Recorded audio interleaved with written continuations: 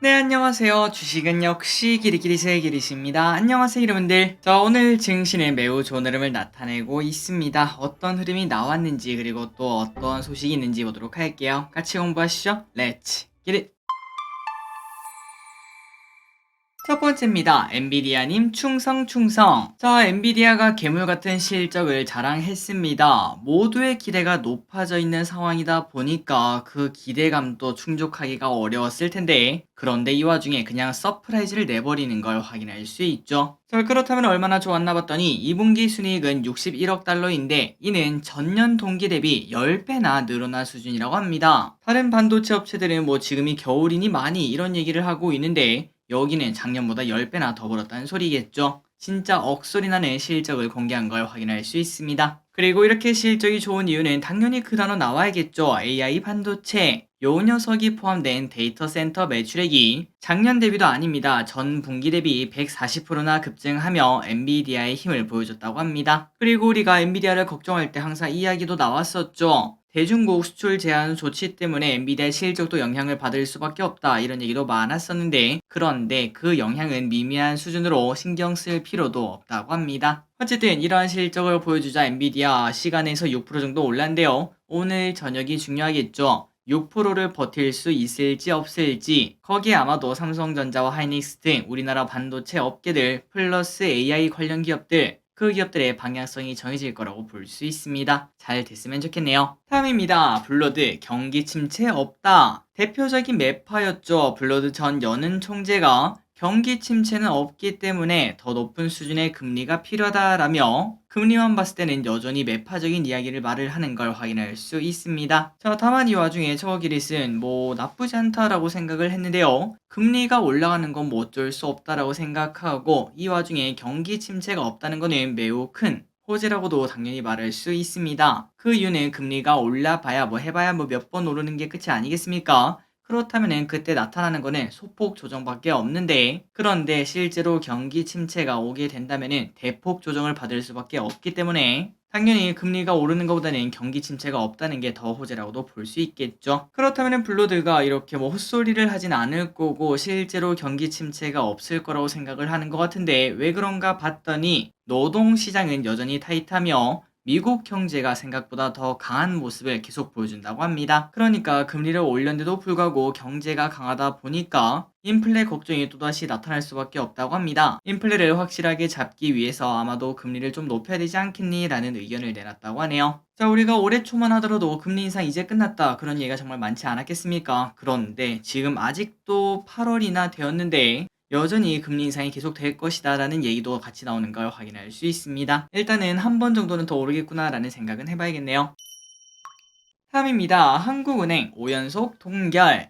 자, 한은은 이번에도 예상대로 동결을 하는 모습입니다. 그래서 5연속으로 3.5% 동결이 되었다는 소식. 이렇게 동결을 하는 이유가 뭘까요? 소비자 상승률이 2%대로 안정권에 접어들었다고 하며, 그리고 최근 중국에서 안 좋은 이야기가 나오다 보니까 경기 둔화 가능성까지 나올 수 있기 때문에 금리를 올리고 싶어도 올리기가 힘든 상황이라고 볼 수 있다고 합니다. 그렇다면 이제 앞으로 금리가 안 오르는가? 그건 아니라고 합니다. 이창용 총재는 3.75, 그러니까 지금보다 한 단계 더 높이는 거죠. 이 가능성을 열어둬야 된다 이렇게 말을 했으며, 앞으로의 미국의 움직임에 따라 한 번 더 올릴 가능성이 나타날 수 있다는 거, 이 부분도 여러분들이 참고하시면 될 것 같습니다. 다음입니다. 시큐레터 상장. 최근 공모주는 딱 따뜻한 느낌을 계속 보여주고 있죠. 엄청난 수익까지는 아니지만 그래도 적당한 수익을 계속 우리에게 주고 있습니다. 자, 오늘 상장 기업은 바로 시큐레터였고 공모가는 12,000원이지만 지금 가격도 2만원 이상에서 거래가 되는 걸 확인할 수 있습니다. 그러니까 한 주당 한 8,000원, 수수료 떼고 나면은 6,000원,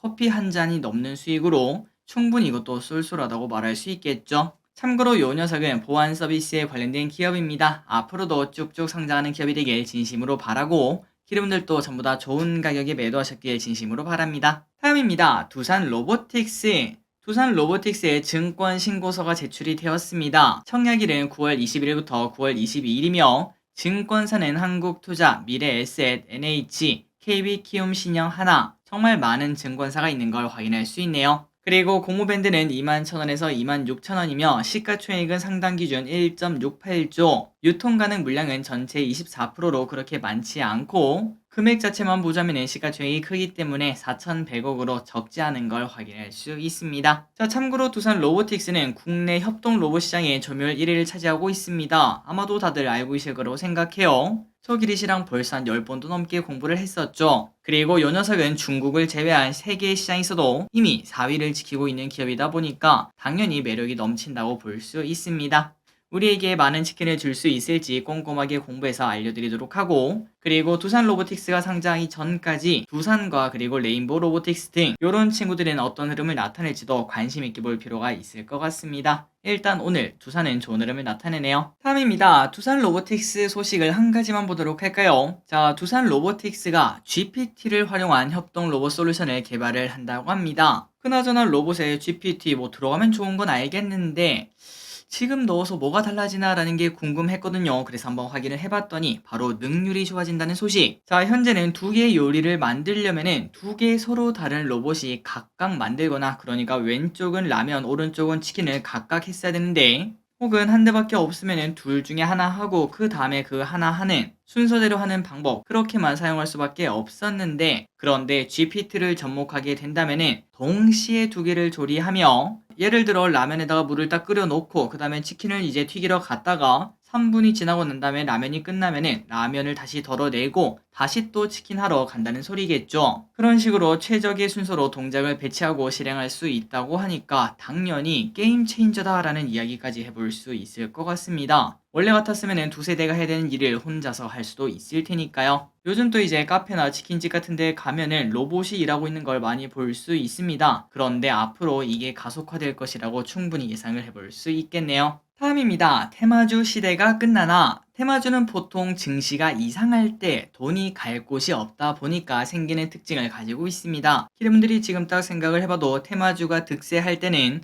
증시가 안 좋을 때, 혹은 증시가 오르고 난 다음에 이제 더 이상 오르긴 좀 힘들 때, 그때 생기는 걸 확인할 수 있죠. 그런데 만약 일단 지금 엔비디아 1차 관문 넘었죠. 게다가 혹시나 파월의 입까지 나쁜 이야기만 나오지 않는다면 증시는 상방일 확률이 높다고 생각합니다. 그렇다면 결국은 이때까지 좋았던 테마주는 죽고, 실제로 오늘 다른 기업들이 올라가니까 테마주가 힘을 못 쓰고 있는 걸 확인할 수 있죠. 테마주로 돈이 갈 이유가 없는 겁니다. 다른 거 사도 그냥 오르니까요. 그래서 이렇게 테마주가 죽고 또 다른 대세주가 나오면서 새로운 시장이 열릴 가능성이 높다는 거 참고하시면 좋을 것 같습니다. 그리고 이 와중에 외국인은 이미 예상을 한 건지 테마주가 날릴 때도 묵묵히 테마주를 사고 파는 게 아니라 에코프로, SK하이닉스, 삼성전자, 에코프로비엠 등등, 그리고 그 밑에는 호텔신라나 삼성중공업, 카카오뱅크, 삼바 요렇게 매수하는 걸 확인할 수 있었다고 합니다. 그러니까 말 그대로 이미 외국인은 포석을 조금 깔아놨다고 볼 수 있는데요. 그래서 지금 외국인 매수 사인을 보면은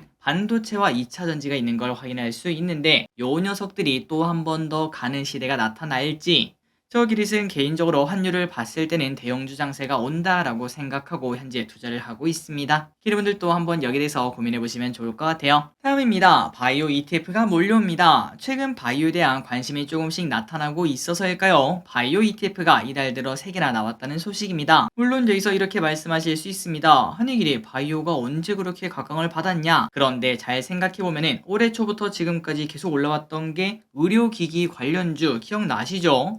그리고 그냥 의료가 아니라 AI가 붙은 의료 관련주 매우 좋은 흐름을 나타냈습니다. 또한 최근 들어 비만약 때문에 관련 주식들이 급등하는 등 바이오에 대한 분위기가 꽤나 나쁘지 않은 걸 확인할 수 있었죠. 그러다 보니까 이렇게 바이오 ETF도 내가 먼저 낼래 라고 말하며 나오는 걸 확인할 수 있고, 그렇다면 올해 나온 3개가 뭔가 봤더니 코엑트 바이오 헬스케어 액티브, 그리고 타임폴리오 K 바이오 액티브, 솔 의료기기 소부장 FN, 이렇게 3가지가 출시가 되었다고 합니다. 그리고 이 3가지는 각각 다른 특징이 있다고 하는데, 일단 삼성 같은 경우에는 유한양행을 가장 많이 들고 있고 대표적인 기업들을 많이 가지고 있다고 생각하시면 될 것 같습니다. 그리고 그 반면 타임폴리오 같은 경우는 표적 항암제 신약 개발을 하는 보로노이를 가장 많이 들고 있다고 하며, 그리고 기업들을 봐도 시총이 조금 낮고 어떻게 보면은 삼성보다는 조금 더 공격적이겠구나 라는 이야기는 해볼 수 있겠네요. 그리고 마지막으로 신한 같은 경우에는 조금 성격이 다릅니다. 휴젤 등 파마 리서치, 제이시스 메디칼 등 이렇게 보톡스와 미용기기 이쪽에 관련된 기업들이 많다고 하니까 세 개의 특징이 전부 다 다른 걸 확인할 수 있죠. 혹시나 기론들이 바이오에 관심이 있다면 이런 것들을 참고하셔서 이러한 ETF도 공부해 보시면 좋을 것 같습니다. 매번 말씀드렸다시피 이제 반도체도 그렇고 그 다음에 바이오도 그렇고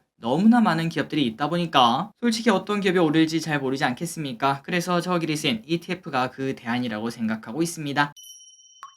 다음입니다. 그렇다고 ETF라고 그냥 묻지마 투자하면 안 되겠죠. ETF라고 다 좋은 건 아닙니다. 자, 개인적으로 조금 답답한 소식인데요. 액티브 ETF가 이제 얼마 전부터 나타나며 야심차게 출시한 친구들이 있었습니다. 그 주인공은 바로 유명하신 분들이죠. 존리 그리고 강방천 ETF가 있었는데 그런데 벌써 한 2년 정도가 지났는데 성적표가 너무나 초라하다고 하네요. 물론 이 ETF의 성적을 보면은 코스피가 3000일 때 나왔습니다. 당연히 안 좋을 수밖에 없었겠죠. 그런데 중요한 거는 수익률이 마이너스 20% 혹은 마이너스 30% 이렇게 조금 처참한 성적표를 내놨다고 합니다. 물론 3000에서 출발했으니까 뭐 이렇게 하락할 수 있다라고도 볼 수 있겠지만 그런데 뭔가 이상한 건 사실입니다. 이 기간 동안 코스피는 최근 들어 많이 올라서 15% 정도 하락했는데 그런데 시장을 이기고자 만든 액티브 ETF가 오히려 시장한테 그냥 져버린 걸 확인할 수 있죠. 말 그대로 차라리 코덱스 200을 사는 게 더 좋았다는 걸 확인할 수 있습니다. 물론 그렇습니다. 당연히 전문가라고 무조건 수익을 내는 건 아니라고 볼 수 있겠죠. 그 정도로 잘하면 그냥 혼자서 벌면 되니까요. 하지만 개인적으로 이러한 액티브 ETF 같은 경우에는 시장만큼은 무조건 이겨야 된다라고 생각하고 물론 그 와중에도 못 이길 수 있기 때문에 만약에 못 이기면은 수수료라도 받으면 안 되지 않나 라는 생각을 조금 해봤습니다. 액티브 ETF를 내면서 수수료 받아먹고 끝나는 게 아니라 거기에 대한 책임을 조금은 질 필요가 있겠죠. 어쨌든 새로 나오는 ETF라고 전부 다 좋은 건 아니기 때문에 기름들도 꼼꼼히 공부하시면서 투자하시면 좋을 것 같습니다. 다음입니다. 인도 10월에는 설탕 수출 금지. 설탕 관련주가 또 오르려나요? 로이터에서 세계 최대 설탕 생산국인 인도가 10월부터는 수출을 금지할 것으로 보인다 이런 얘기를 했습니다. 그 이유는 바로 가뭄 때문인데요. 최근 강수량이 평년보다 최대 50% 적었다고 하니까 설탕이 생산에 문제가 생길 수밖에 없다고 합니다. 자, 이 소식은 이제 또 언제 뜨거워질지 모르기 때문에 참고하시면 좋을 것 같고 식량에 관련된 이야기가 또 나오면 나올수록 여기에 관련된 섹터가 또 움직일 수도 있겠죠. 한번 어떤 관련주가 있는지 미리 공부를 해보시고 관종에 넣어놓을 필요가 있을 것 같습니다. 다음입니다. 미식 즉석밥 매출 10배 성장. 자, 제 기억에 한 1년 전인가 그때 같이 공부했던 기억이 있습니다. 하림에서 이렇게 밥을 출시했다는 게 뭔가 좀 충격적이었죠. 그래서 그때도 이게 과연 잘 될 수 있을까라는 고민을 했었는데 그런데 기름들도 예상했다시피 그렇게 잘 되지는 않았었습니다. 그런데 이 와중에 혹시 그때 기억나시나요? 쿠팡이랑 제일제당이 싸웠던 거 그때 쿠팡에서 햇반이 나가게 되었는데 그 빈자리를 이 미식이 차지를 했다는 소식입니다. 빠르게 내용을 보고 넘어가도록 할게요. 하림이 만든 더미식 즉석밥이 쿠팡과 손을 잡으며 폭풍 성장 중이라는 소식. 쿠팡이랑 제일제당이 투닥투닥 한 적이 있었는데 그 빈자리를 하림이 들어가며 더 미식 즉석밥의 올 상반기 매출이 작년 동기 대비 10배나 늘어난 걸 확인할 수 있다고 합니다. 아마도 쿠팡 하시는 분들은 그 전까지는 더 미식에 대해서 관심이 없다가 어느 순간부터 눈에 띄는 걸 확인하셨을 수 있을 것 같습니다. 다음입니다. 저 기리씨 가장 싫어하는 소식입니다. 치맥은 위험해. 최근 20대, 30대 중에서 통풍 환자가 급격히 늘고 있다고 합니다. 2017년에는 8.7만 명이었는데 21년은 12.4만 명이 될 만큼 많이 증가를 했다고 하네요. 이렇게 통풍이 증가하게 된 이유가 뭘까요? 바로 잦은 음주 플러스 육류 섭취 증가 때문이라고 합니다. 특히 코로나를 겪으면서 배달 문화가 커지고 기름진 배달 음식을 매일매일 먹다 보니까 환자가 이렇게 급격하게 늘어나는 걸 확인할 수 있다고 하죠. 참고로 통풍은 혈중 요산 농도가 높아져 관절 등의 염증을 일으키는 겁니다. 그리고 보통 엄지발가락 이쪽에서 많이 생긴다고 하니까 통증이 느껴지신다면은 이거 혹시 통풍 아니냐 라는 의심을 해보시면 좋을 것 같습니다. 다음입니다. 아마도 맥주 좋아하시는 분들 이거 의아하실 것 같아요. 켈리가 잘 팔려도 하이트질로 매출이 애매해. 자, 켈리가 잘 팔린다는 소식 많이 보셨죠? 얼마 전에 뭐 1억 병을 돌파했다 이런 얘기를 봤었는데 그런데 왼쪽에 하이트진로의 주가를 보면은 이게 이렇게 떨어져도 되나 싶을 정도로 떨어지는 걸 확인할 수 있습니다. 왜 그런지 한번 보도록 할게요. 주가가 이렇게 떨어지는 이유는 당연합니다. 매출이 실제로 그렇게 좋지 않기 때문이죠. 켈리가 2분기에 1억 병이나 파는 모습을 보여주긴 했는데 맥주 부분 매출이 소폭 늘고 끝났다는 소식입니다. 그 말인즉슨 켈리는 잘 팔렸지만 테라가 그만큼 안 팔렸다라고 볼 수 있겠죠. 이걸 우리는 카니발라이제이션이라고 합니다. 잠식이라고 말을 하죠. 그런데 하이트실로는 바로 반박을 했습니다. 아닙니다. 이거는 잠식이 아니라 경기 침체 등으로 사람들이 술을 안 먹으니까 이렇게 조금 안 좋은 거지. 나중 되면은 다 회복될 거예요. 이렇게 말을 했다고 합니다. 그런데 과거에 테라가 나왔을 때 그때 당시에도 테라가 선풍적인 인기를 끌었지만 매출은 또 늘지 않았다고 해요. 그 이유가 바로 기존 맥주를 잠식하면서 실제 실적이 애매했던 적이 있었는데 아마도 이번에도 그럴 것이다 라는 의견이 현재 많이 나오고 있다고 합니다.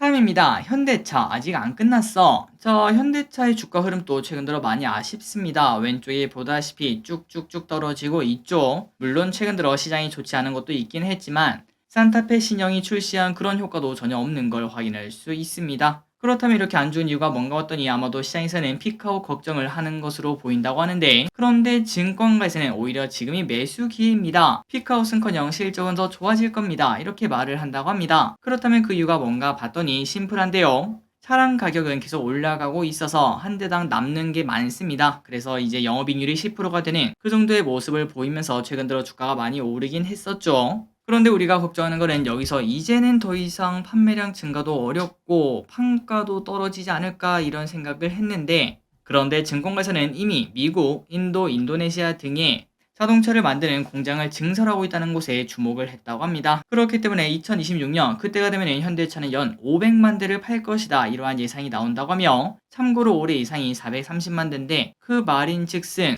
차량 가격만 잘 지키면 판매 대수가 늘어나니까 당연히 실적은 증가하겠네 라는 예상을 해볼 수 있겠죠. 그래서 증권가에서는 아직도 현대차가 더 갈 것이라고 예상을 한다고 합니다.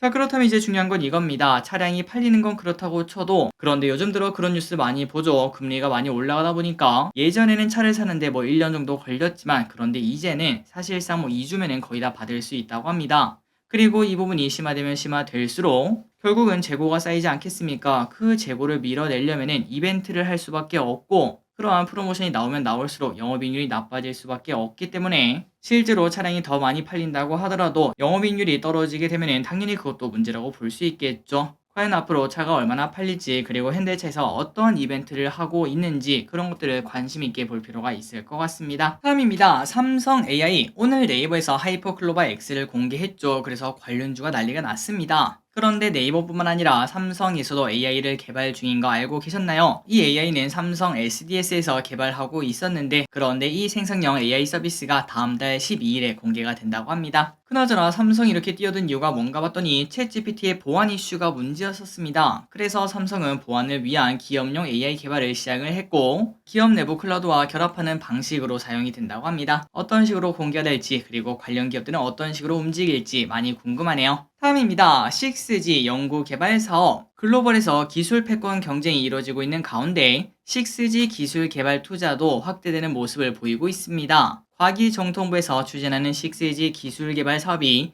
예비 타당성 조사를 통과를 했다고 하네요. 물론 아직까지 많이 남긴 했습니다. 2030년께 상용화될 예정이었던 6G, 그런데 앞서서 기술을 개발하겠다 이런 얘기가 나왔고, 이에 따라 24년부터 28년까지 5년간 총 4,400억을 투입할 예정이라고 합니다. 또한 관련 국제표준 특허를 30% 수준까지 확보하겠다 이러한 얘기까지 했으니까 열심히 노력하겠다는 걸 확인할 수 있죠. 아마도 앞으로 6G 테마주가 또 언젠가는 오겠구나, 한 2, 3년 안에 오겠구나 라는 예상을 충분히 해볼 수 있습니다. 다음입니다. 5G 요금이 또 낮아질 수 있다고 합니다. 정부가 5G 요금의 하한선을 월 3만원대 수준으로 낮추는 방안을 검토하고 있다고 한데요. 여러분들도 알고 계실 거라고 생각합니다. 5G가 열리면서 내가 돈은 좀 많이 내고 있긴 하지만 사실 우리가 사용하는 게 그렇게 달라지진 않았어요. 그래서 정부는 요금제 인하를 압박해 시니어, 청년 요금제 등을 도입하기도 했는데, 하지만 여전히 좀 비싸다는 의견이 있어 이러한 통신비를 완화하기 위해서 3만원 이하 저가 요금제도 추진할 계획이라고 합니다. 참고하시면 될 것 같아요. 마지막 소식입니다. 공공분양 다자녀 특공.